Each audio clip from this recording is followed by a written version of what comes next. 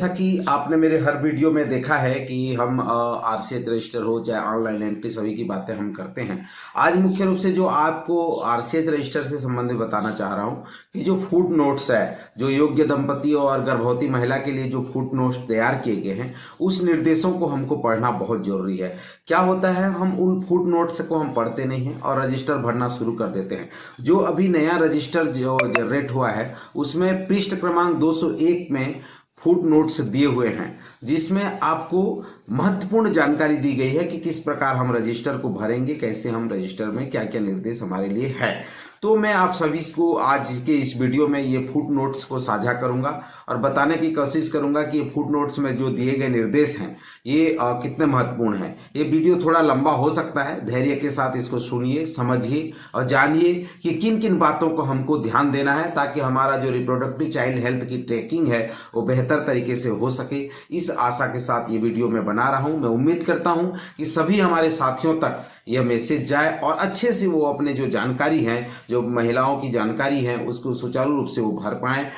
इसीलिए इस वीडियो को मैं बना रहा हूँ, रिलीज कर रहा हूँ। आपसे आशा है कि अधिक से अधिक हाथों तक इसको पहुंचाने का प्रयास करिए। आइए कंप्यूटर में चलते हैं और देखते हैं कि किस प्रकार से हम एक एक जो फुट नोट्स है उसके बारे में हम आपको बताने का प्रयास। योग्य दंपति की जो सामान्य जानकारी है, मुख्य रूप से जो लाभार्थी हैं उसमें आप देखेंगे कि एक्टिव है कि नहीं, इनएक्टिव हैं, माइग्रेटरी हैं, गेस्ट हैं, केस को क्लोज करना, ये सभी जानकारियां आपको देनी होती है।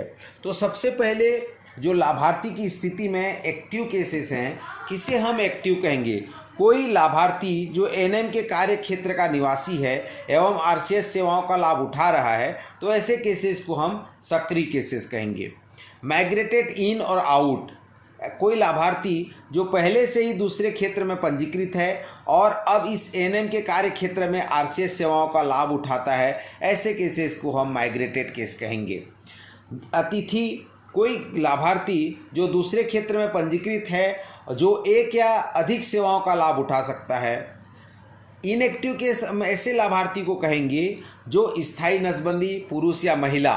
पुरुष नसबंदी के मामले में एलिजिबल कपल को 3 महीने पश्चात चिकित्सा अधिकारी से नसबंदी का प्रमाण पत्र प्राप्त करने के बाद निष्क्रिय माना जाता है, तथा महिला नसबंदी के मामले में एलिजिबल कपल को 1 महीने पश्चात चिकित्सा अधिकारी से नसबंदी प्रमाण पत्र प्राप्त करने के बाद निष्क्रिय माना जाता है। जो विस्थापित किसी अन्य स्थान में चले गए हैं, विधवा या तलाक शुदा, प्रजनन योग्य आयु जैसे 49 वर्ष से अधिक को पार कर गए हैं, फॉलोअप से छूट गया हो, हिस्टेक्टोमी की गई है, ऐसे लाभार्थी की निगरानी के दौरान यदि वह उपरोक्त में से किसी भी श्रेणी में आता है तो एनएम उसकी स्थिति को निष्क्रिय में बदल सकती है। योग्य दंपति पंजीकरण, जो स्वास्थ्य केंद्र का प्रकार, जो कृपया अनुलग्नक 3 और 3 क, इसमें आप मुख्य रूप से देख पाएंगे।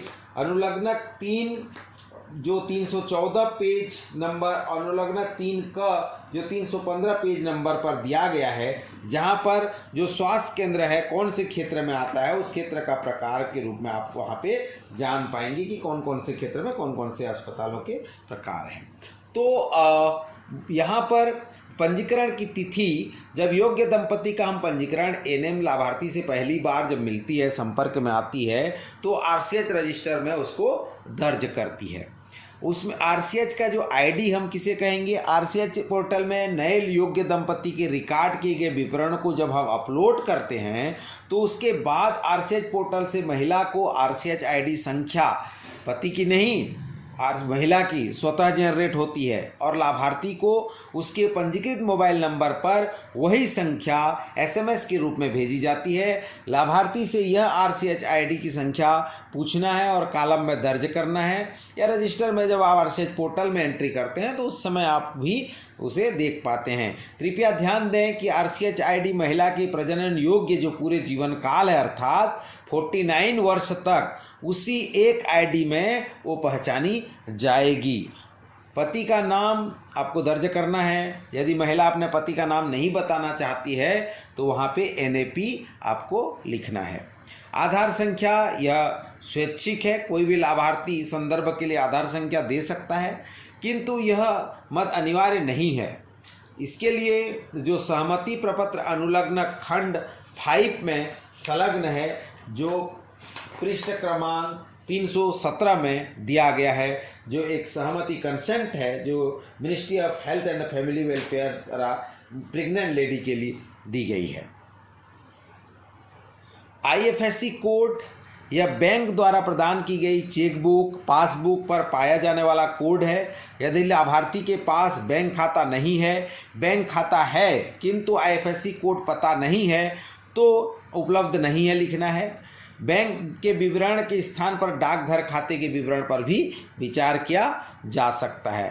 7क में अगर कोई कामकाजी व्यवसाय है तो उसके बारे में जानकारी लिखना है, और 7ख में शिक्षा का स्तर की स्नातक के नीचे है, स्नातक है, स्नातकोत्तर है, अन्य है, कुछ नहीं है, ये जानकारी आपको भरनी होती है।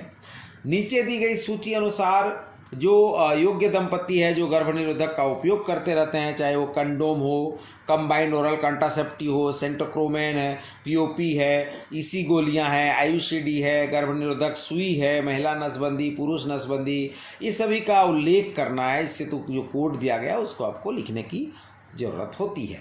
वर्तमान में 2 बच्चों के जन्म के बीच अंतर रखने की विधि का उपयोग कर रहे हैं, तो गर्भनिरोधक विधि को बदलना चाहते हैं, तो नीचे दी गई जो सूची है उसमें गर्भनिरोधक विकल्प का उल्लेख किया गया है, उस विकल्प को हमको चुनना होता है। योग्य दंपति सेवाओं की निगरानी और गर्भनिरोधकों का उपयोग। गर्भनिरोधकों का विवरण जो प्रयुक्त विधि है, घर के मासिक भ्रमण के दौरान महिला योग्य दंपति से पूछे कि पिछले महीने के दौरान जो कौन से गर्भनिरोधक विकल्प का उपयोग उन्होंने किया है। यदि दंपति एक से अधिक तरीकों का उपयोग कर रहे हैं तो उन सभी के कोड लिखना है।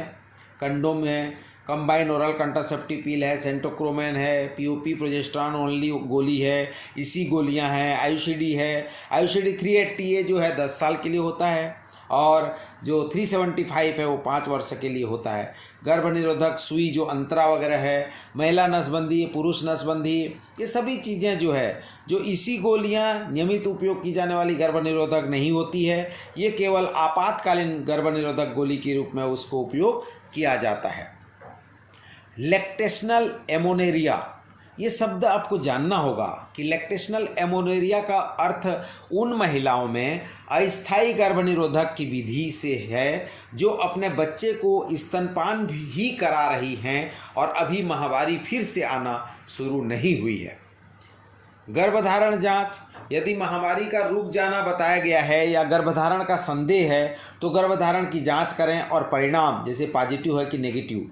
यदि गर्भधारण जांच नेगेटिव है पाई जाती है तो मासिक फॉलोअप भ्रमण योग्य दंपति के रूप में जारी रखना है। यदि गर्भधारण जांच पॉजिटिव है तो उसके विवरण अगले खंड जो खंड 3 है इस रजिस्टर में जो दिया गया है, खंड 3 गर्भवती महिला पंजीकरण विवरण में लिखना है। यदि गर्भधारण जांच नहीं की जाती है तो नहीं की गई लिखना है। स्वास्थ्य केंद्र का प्रकार, स्वास्थ्य केंद्रों में मुख्य रूप से जिला अस्पताल, उप जिला अस्पताल, मेडिकल कॉलेज, CHC, PHC, उप केंद्र, निजी अस्पताल, मान्यता प्राप्त निजी अस्पताल, शहरी स्वास्थ्य केंद्र, मैटरनिटी होम, मातृ एवं शिशु कल्याण केंद्र, शहरी परिवार कल्याण केंद्र, शहरी PHC, VHND सत्र, UHND सत्र, औषधालय, NGO, घर पर उपलब्ध कराई गई कोई अन्य, ये जानकारी आपको वहाँ पे देनी होती है। माहवारी के रक्तस्राव में परिवर्तन, रक्तस्राव में जैसे अधिक समय से हो रहा है, भारी रक्तस्राव हो रहा है, अनियमित रक्तस्राव हो रहा है, एमेनोरिया या अन्य का उल्लेख आपको करना होता है। नसबंदी प्रमाण पत्र जारी करना, उस स्वास्थ्य केंद्र से नसबंदी प्रमाण पत्र लें जहां नसबंदी प्रक्रिया की गई थी। महिला नसबंदी के मामले में प्रमाण पत्र 1 महीने या अगले माहवारी के दौरान प्राप्त हो जाती है। लगाई गई IUCD का प्रकार, जो सेवाओं की निगरानी में देखेंगे तो IUCD 380A हमने जैसे पहले ही बताया 10 वर्ष के लिए, IUCD 375 5 वर्ष के लिए है।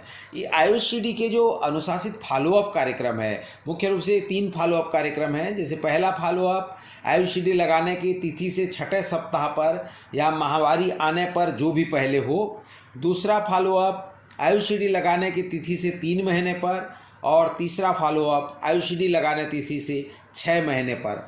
ये इसलिए आपको बताया जा रहा है कि ये जो फुट नोट्स हैं इसमें आप जब बार बार इनको जानेंगे, पढ़ेंगे, समझेंगे, तो जो उच्च अधिकारी जब कभी भी आप फील्ड में जाएंगे तो पूछते हैं कि भाई आयुषी लगाने का फॉलोअप का प्रक्रिया बताओ, कब कब फॉलोअप करेंगे, कितना फॉलोअप करेंगे, ये जानकारी आपसे पूछी जाएगी तो आप इसको बताने में सक्षम होंगे।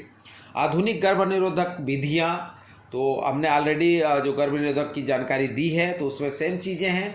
आप इन आधुनिक गर्भ निरोधक विधियों को आप बता सकते हैं। उपयोग जारी नहीं रखने के कारण, जैसे कोई आयुषी को हटाना है तो उसके लिए चाहते तो उसका विकल्प क्या होगा, क्यों हटाना चाहती है? तो पहला तो है कि विधि से असंतुष्ट है, आयुषी का प्रभावी जीवन काल समाप्त हो गया है, जैसे 380A 10 वर्ष के लिए है और आयुषी 375 5 वर्ष के लिए है, तो उसका पीरियड ख़त्म हो गया हो। गर्भधारण करना चाहती है, मान लीजिए रजोनिवृत्ति है, आयुषी का खिसकना, या व्यक्तिगत और कारण हो सकते हैं, तो ये उपयोग नहीं जारी करने की ये कारण हो सकते हैं जिसके कारण वो हटाना चाहती है।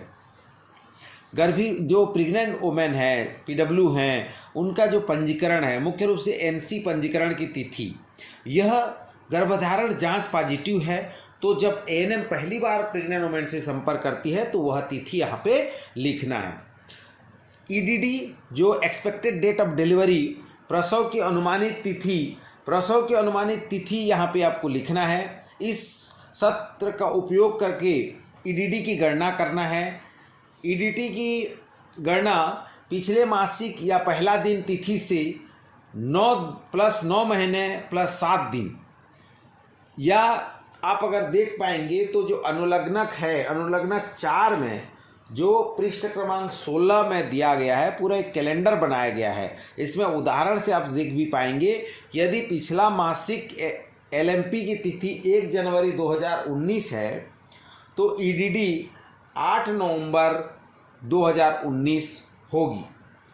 तो बहुत आसानी से ये कैलकुलेशन आप कर सकते हैं। LMP तिथि से EDD की गणना का कैलेंडर को आपको समझना होगा और देखना होगा।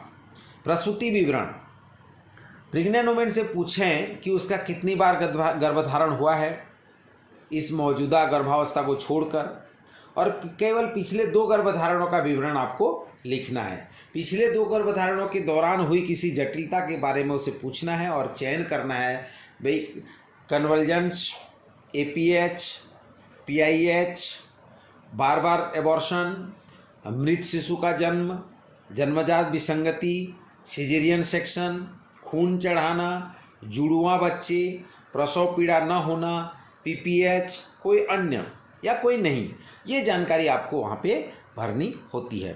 पिछली गर्भावस्था का परिणाम जो दिए गए विकल्प में से कोड आपको चुनना है कि गर्भपात हुआ था कि जीवित बच्चा हुआ था या स्टिल बर्थ हुआ था। प्रसव के लिए अपेक्षित स्थान का आपको चयन करना है कि प्रसव के लिए जो प्रेग्नेंट वुमेन जो पसंद करती है, और स्वास्थ्य केंद्र का प्रकार आपको भरना है। HIV स्क्रीनिंग जांच, HIV स्क्रीनिंग जांच की आपको तिथि लिखना है। यदि ध्यान रखिएगा, यदि HIV जांच रिएक्टिव है तो इस रजिस्टर में परिणाम के समक्ष रिएक्टिव न लिखें, ध्यान दीजिए, क्योंकि ये जो जानकारी है ये गोपनीय जानकारी है। ICTC को सीधे रेफर लिख देना है, आपको रिएक्टिव नहीं लिखना है, ध्यान दीजिए। ICTC को रेफर लिखना है और इसकी पुष्टि आगे की देखरेख के लिए ICTC जो एकीकृत परामर्श और परीक्षण केंद्र है को रेफर करना है। यदि HIV जांच नॉन रिएक्टिव है तो नॉन रिएक्टिव आपको लिखना है।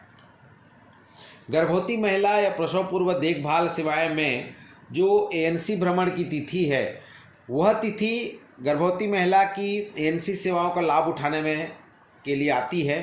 ANC का भ्रमण जो करते हैं, मुख्य रूप से जो 4 भ्रमण की हम बात करते हैं, 4 ANC की हम बात करते हैं। पहला भ्रमण गर्भधारण के 12 सप्ताह के भीतर, दूसरा भ्रमण गर्भावस्था के 14वें और 26वें सप्ताह के भीतर, तीसरा भ्रमण गर्भावस्था के 28वें और 34वें सप्ताह पर, और जो मुख्य रूप से तीसरा भ्रमण जो है ये मुख्य रूप से चिकित्सा अधिकारी की देखरेख में होना चाहिए। चौथा भ्रमण जो है गर्भावस्था के 36वें सप्ताह से प्रसव तक, यदि गर्भवती महिला गर्भावस्था के दौरान पहली बार जब भी आती है तो उसे पहला भ्रमण वाले खाने में दर्ज किया जाना चाहिए और उसे पहले एएनसी भ्रमण के लिए निर्धारित सेवाओं के साथ साथ गर्भावस्था के सप्ताहों की संख्या के अनुसार दी जाने वाली सभी सेवाएं दी जानी चाहिए। स्वास्थ्य केंद्र का प्रकार आप चुनेंगे, उनका कोड लिखेंगे, स्थल का चयन करेंगे, क्योंकि वो जिस भी स्वास्थ्य संस्था में वो एएनसी के लिए जाएगी वहाँ का आपको स्वास्थ्य संस्था का नाम चुनना होगा।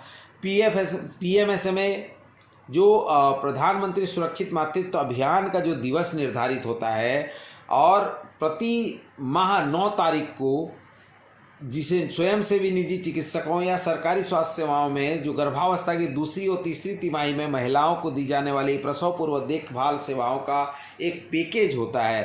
पीएमएसएमए के योजना में डॉक्टर द्वारा प्रसव पूर्व जांच मुफ्त की जाती है। वर्तमान गर्भावस्था के दौरान गर्भपात, जिसको एमटीपी कहते हैं, वर्तमान गर्भावस्था में गर्भपात का विवरण आपको लिखना है। गर्भावस्था के सप्ताहों की तिथि और संख्या लिखना है। स्वतः या प्रेरित या यदि प्रेरित हो तो स्वास्थ्य केंद्र का नाम आपको सरकारी या निजी उल्लेख करना है। गर्भपात का विधि का उल्लेख करें, जिसमें एमएमए गर्भपात की चिकित्सकीय विधियां, MVA manual vacuum aspiration, EVA electrical vacuum aspiration, ये आपको उल्लेख करना होता है।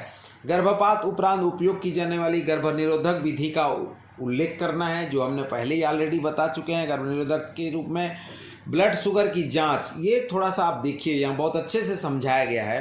पहली बार संपर्क करने पर सभी प्रेग्नेंट वुमेन की जीडीएम गेस्टेशनल डायबिटीज मेलिटस के लिए जांच करना है।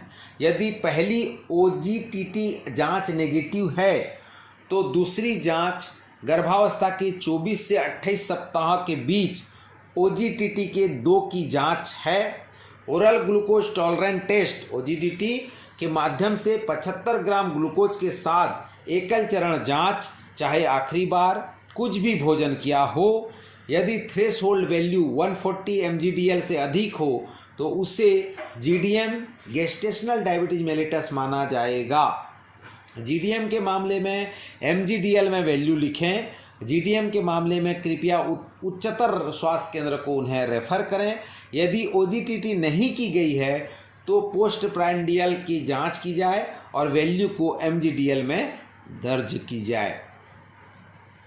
फोलिक एसिड, ये बहुत अच्छी जानकारियाँ आपको दी जा रही है कि फोलिक एसिड कब देना है, आईएफए कब देना है, कैल्शियम विटामिन D3 कब देना है, कैल्बेंडाजिल की गोली, तो ये थोड़ा सा ध्यान से देखिए। फोलिक एसिड गर्भावस्था के 12 सप्ताह तक दिन में एक बार एक गोली दें। गर्भवती महिला को दी गई फोलिक एसिड की गोलियों की संख्या आपको लिखना है।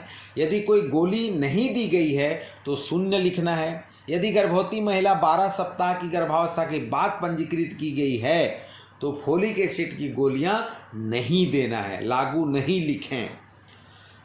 आईएफए गोलियों की संख्या 12 सप्ताह के बाद गर्भवती महिला को दी गई आईएफए गोलियों की संख्या आपको लिखना है।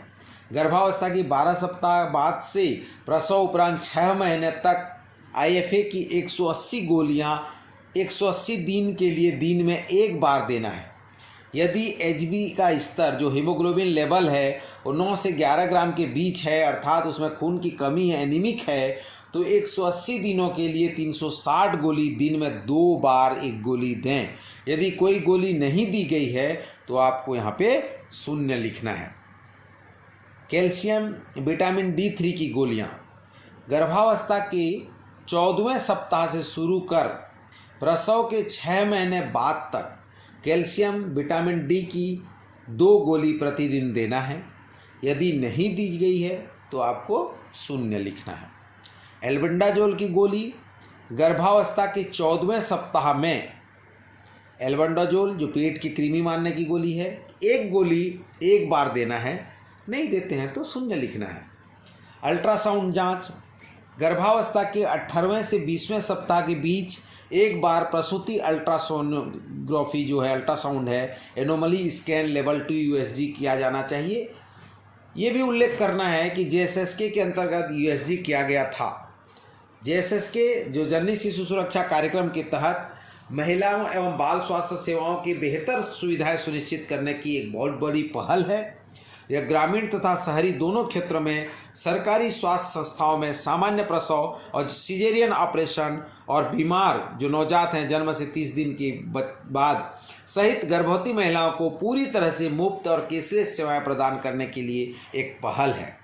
गर्भवती महिलाओं को निम्नलिखित मुख्य सुविधाएं जो है इसमें जेएसएस के माध्यम से दी जाती है, जिसमें मुफ्त और कैशलेस प्रसव, मुफ्त सी सेक्शन, मुफ्त दवाएं और उपभोग्य सामग्री, मुफ्त निदान, स्वास्थ्य केंद्रों में भर्ती के दौरान मुफ्त आहार, खून की मुफ्त व्यवस्था, उपयोगकर्ता शुल्क से छूट, घर से स्वास्थ्य केंद्र आने जाने के लिए मुफ्त परिवहन, रेफरल के मामले में स्वास्थ्य केंद्रों के बीच मुफ्त परिवहन, 48 घंटे के प्रवास के बाद स्वास्थ्य केंद्र से घर वापस जाने के लिए मुफ्त परिवहन।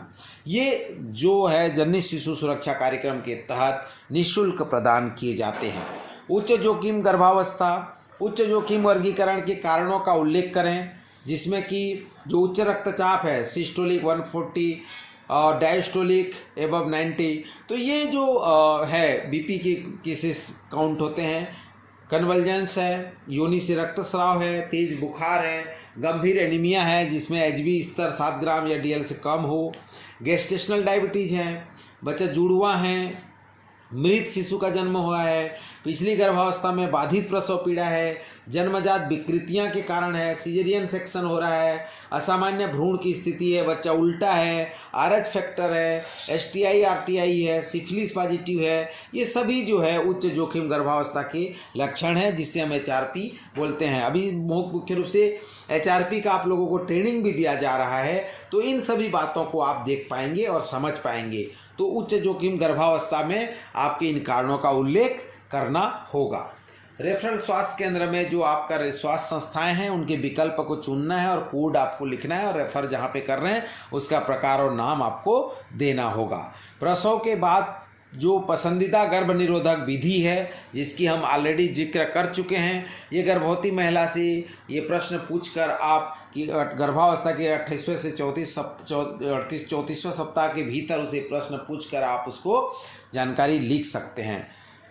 और जो एमडीआर कमेटी है, जो मैटरनल डेथ हो जाते हैं मातृ मृत्यु के कारण, आपको उनमें चयन करना होता है, कोड लिखना होता है, जिसमें एक्टोपिक गर्भावस्था है, एक्लेम्सिया, प्री एक्लेम्सिया, सेप्सिस, बाधित प्रसव पीड़ा, एंटीपार्टम हेमरेज, पोस्टपार्टम हेमरेज, गर्भपात की जटिलताएं, एनेस्थेटिक जटिलताएं, embolism, anaemia, malaria, HIV AIDS, heart disease and मादक द्रव्यों का सेवन, मधुमेह, इस प्रकार से जो उल्लेख है आपको करना होगा कि किस कारणों से माँ की मृत्यु हुई है। जो एमडीआर कमेटी में भी इसको रिव्यू किया जाता है।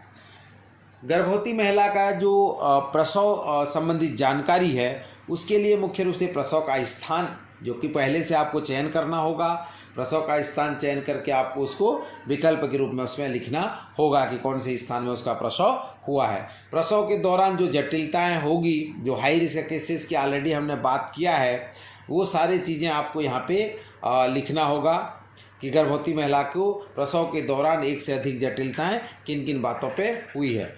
प्रसव का प्रकार क्या है कि भाई वो सामान्य डिलीवरी हुआ कि चीरा लगाकर या फोर्सेप का उपयोग करके हुआ है या फिर सिजेरियन ऑपरेशन से हुआ है, तो उसका प्रकार भी आपको लिखने की ज़रूरत होगी।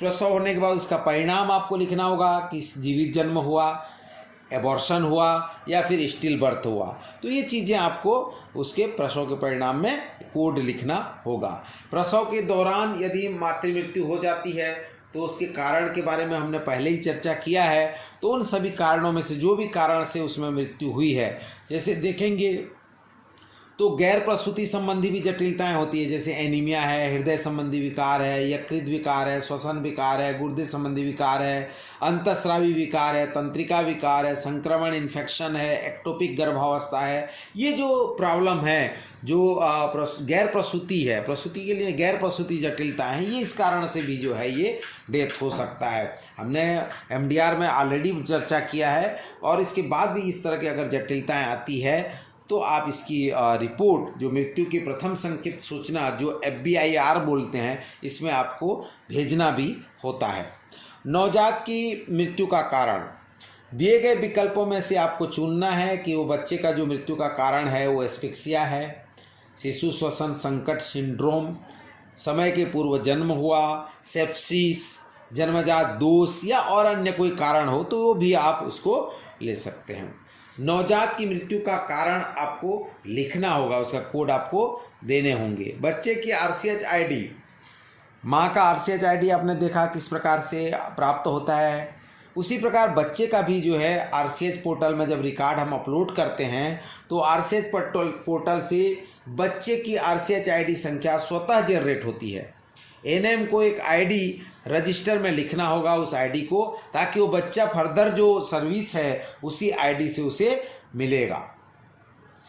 गर्भवती महिला का जो शिशु है उसका, बच्चे का जो विवरण है हमको लिखना होता है कि समय से पूर्व जन्मा बच्चा, जैसे प्रीटर्म हम किसको बोलते हैं, गर्भावस्था के 37वें सप्ताह से पहले होने वाले प्रसव को समय से पूर्व प्रसव कहा गया है।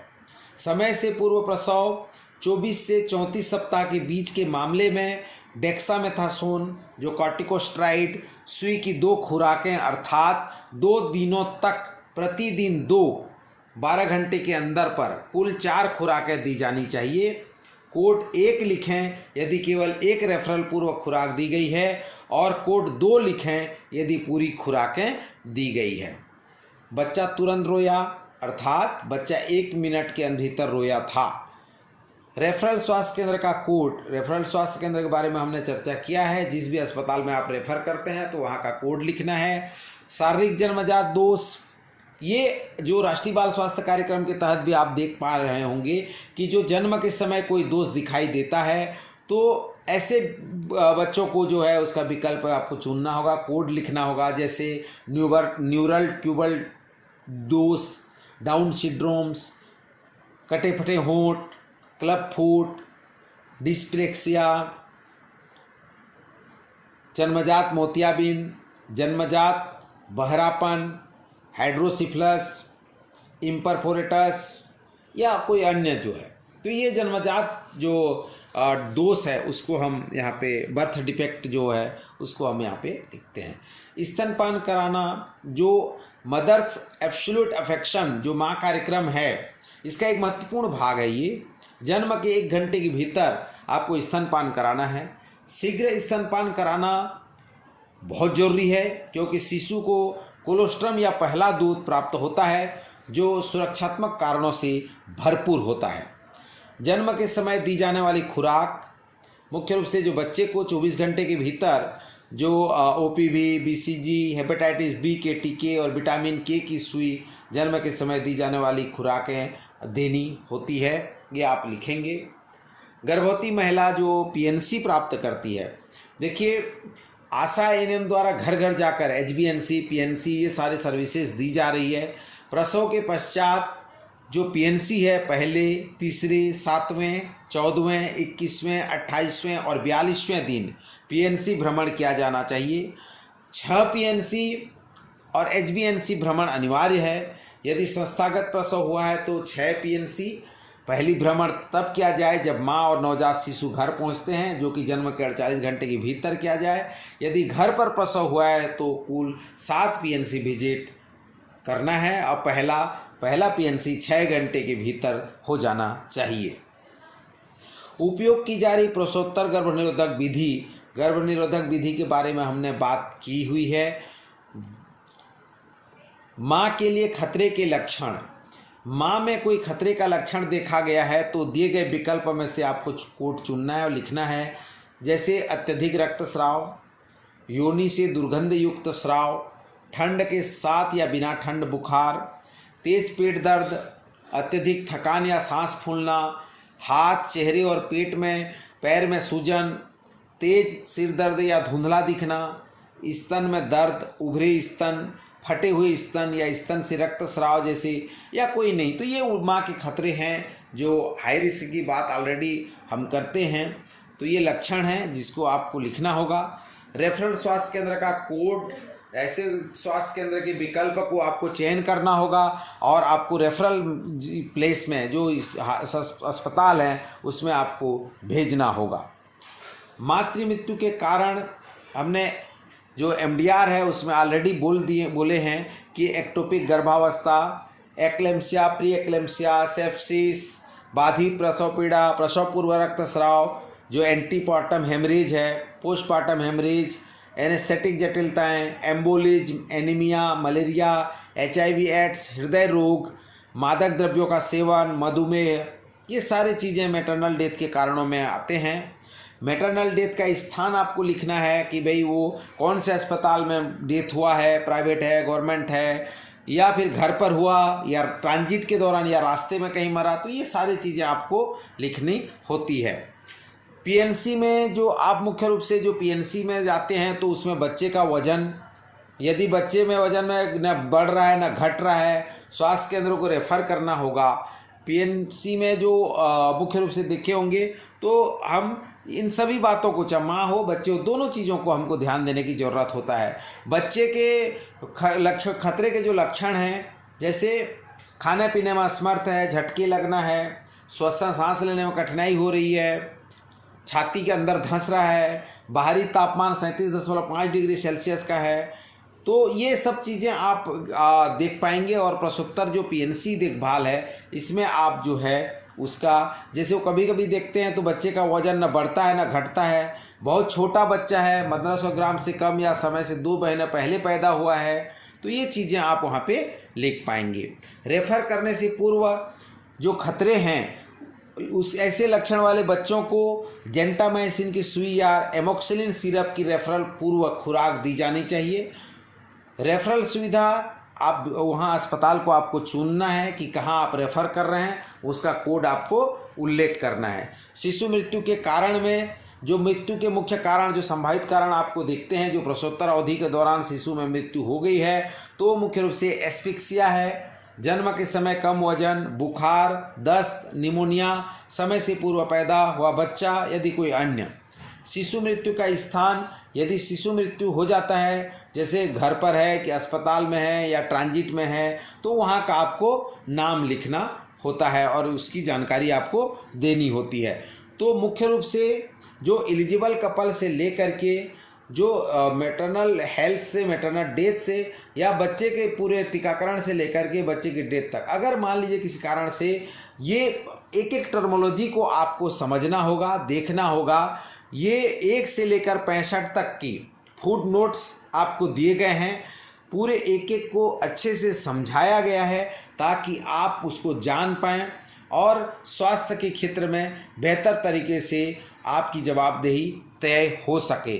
कई बार उच्चाधिकारी जाते हैं और पूछते हैं कि, जैसे एक उदाहरण से हम समझें कि ANC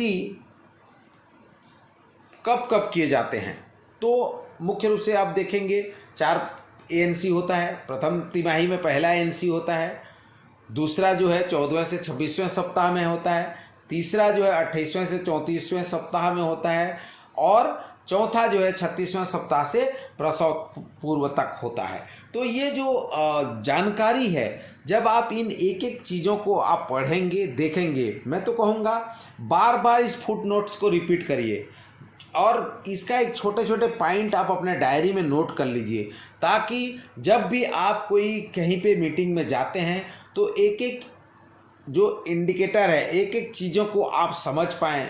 और जैसे कि IUCD के फॉलोअप कब किए जाते हैं, कितने फॉलोअप होता है, कौन कौन से महीने में किए जाते हैं, तो ये जानकारी आप आसानी से उच्चाधिकारी को दे पाएंगे और आपका रिकॉर्ड भी बहुत बेहतर तरीके से हो सकेगा और पूरे स्वास्थ्य के क्षेत्र में एक बदलाव आएगा और एक बेहतर रजिस्टर आपका RCH रिप्रोडक्टिव ट्रैकिंग सिस्टम, आपका जो ऑनलाइन एंट्री होता है, बहुत बेहतर तरीके से हो सकेगा।